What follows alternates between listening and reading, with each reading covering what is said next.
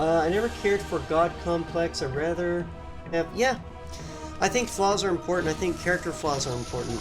But then again, I mean, I'm not going to deny that it's possible to have a story, a very satisfying story around a, like, quote-unquote perfect God complex character.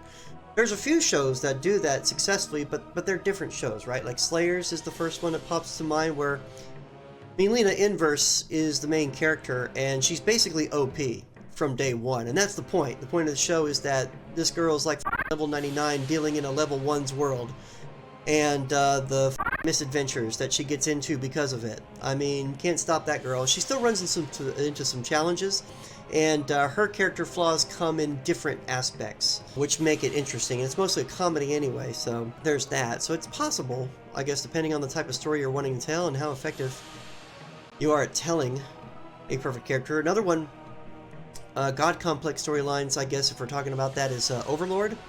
First season, fantastic anime.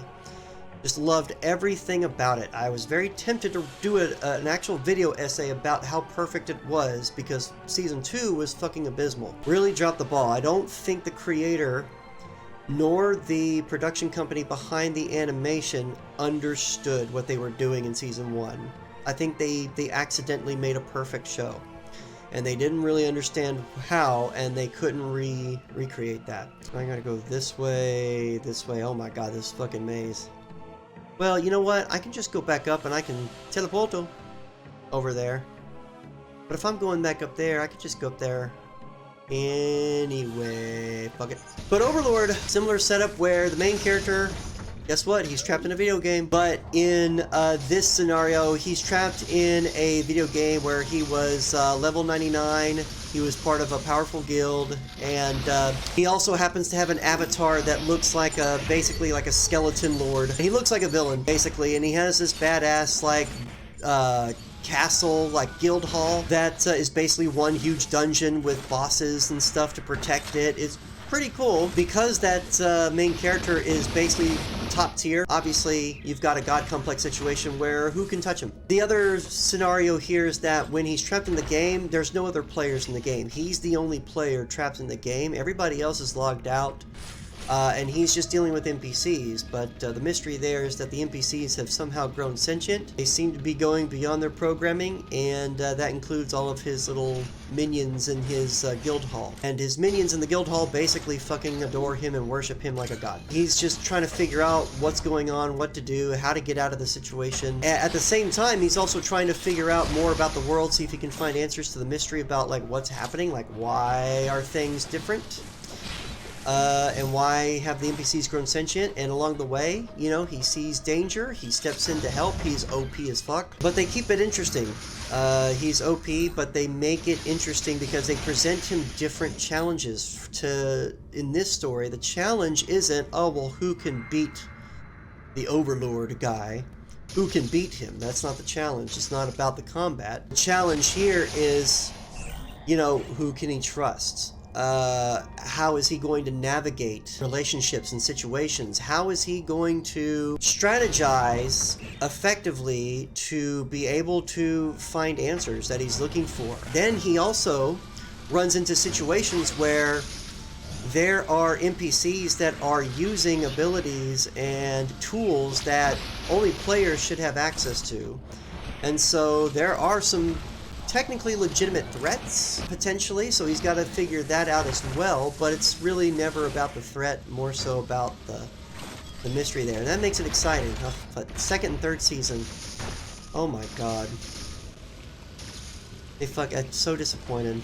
I was so excited about that show. I was very disappointed where it went. So I guess you could do a god complex storyline, but it just depends on how you're doing it. Oh my god. Run, run, run, run. No! Okay, I have to do, let me do this again. Hold on.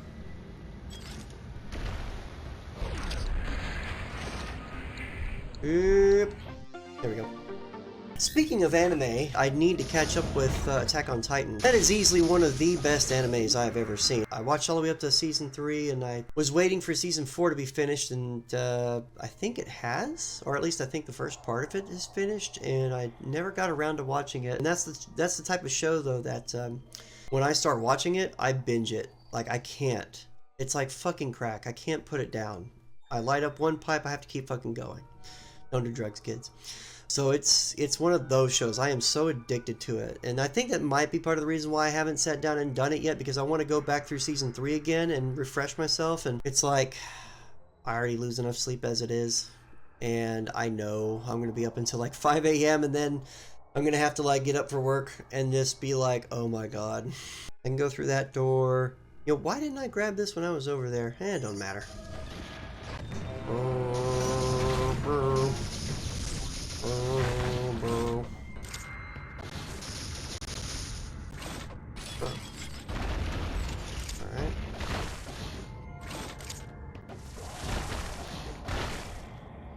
What the? I have fucking done that the whole time? God damn it. I could have fucking taken a shortcut. There it is.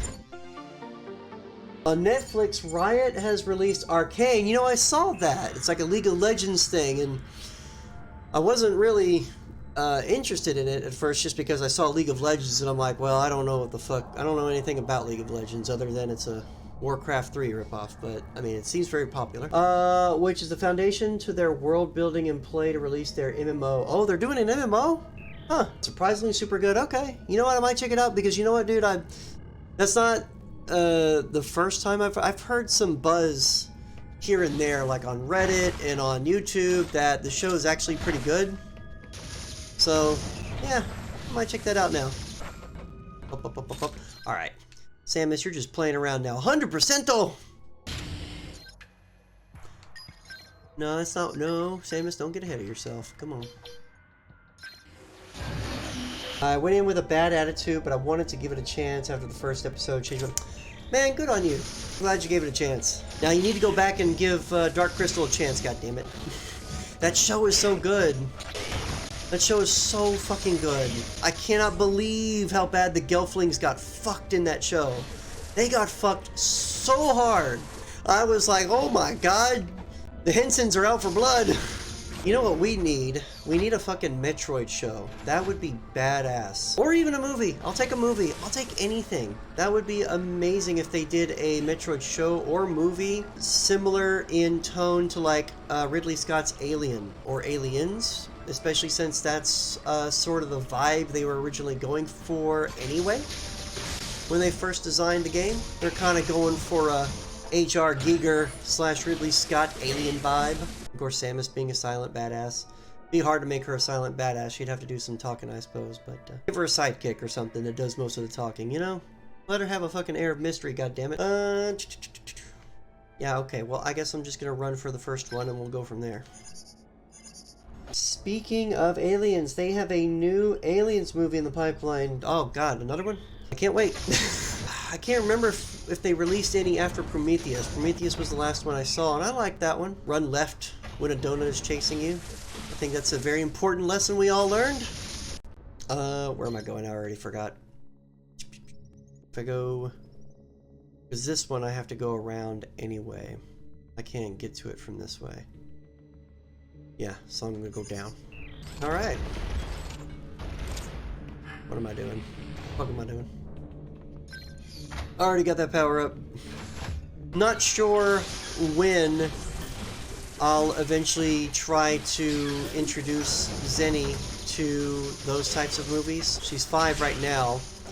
It's very weird for me to have those thoughts and considerations of wondering, well, when do I introduce my 5-year-old to scary movies like that shit? Because when I was a kid, I was already watching all of that stuff. My parents let me watch what the fuck ever, and I worry about what the hell they were thinking. But at the same time, I guess there's some good in it, in that, I mean, nothing really spooks me as far as like movies goes. So, I mean, I suppose there's that, but like, damn, I saw all kinds of gory shit, rated R shit, when I was like fucking toddler. And I grew up loving creature features, but like Xenia, don't know why, but I'm just like, no.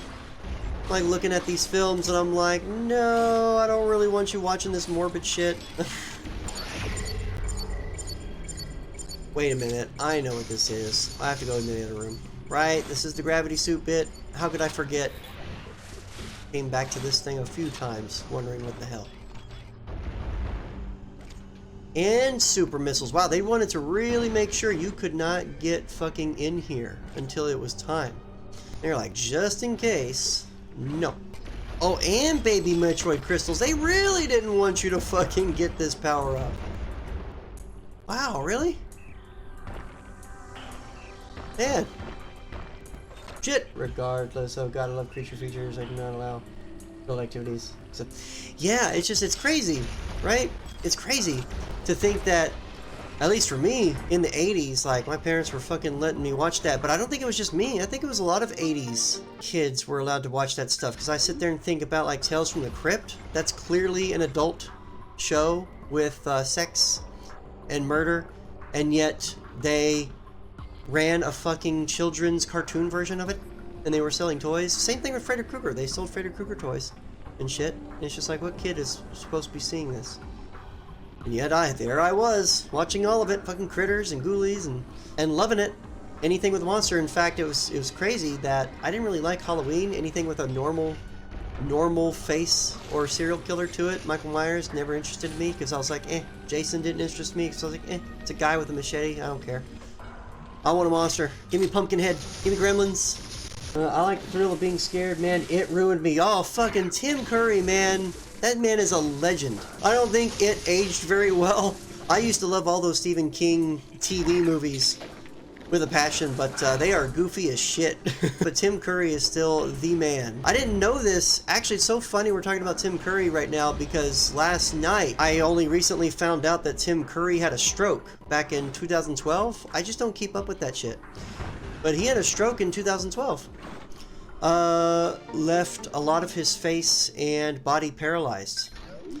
And he's still doing like voice work, but it prevented him from doing any like any acting or anything like that. But I do see apparently that he's recovering. Like, he is getting back. He is regaining mobility and strength in his facial muscles and his legs. So he might actually be walking again, and he might actually recover. So we'll see. He's 75 now. Last night I also got to find out just how extensive Tim Curry's voice work is. I never realized just how many voices that guy did. Like, obviously, I knew him from some of my favorites. Rocky Horror Picture Show, great movie. But, you know, Hex from Ferngully, favorite. That's awesome.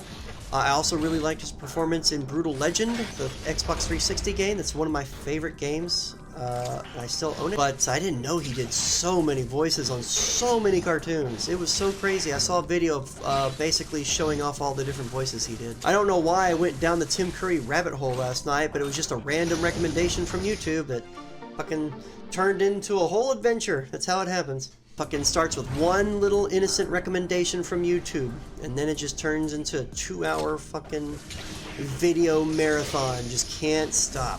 They know exactly what the hell they're doing.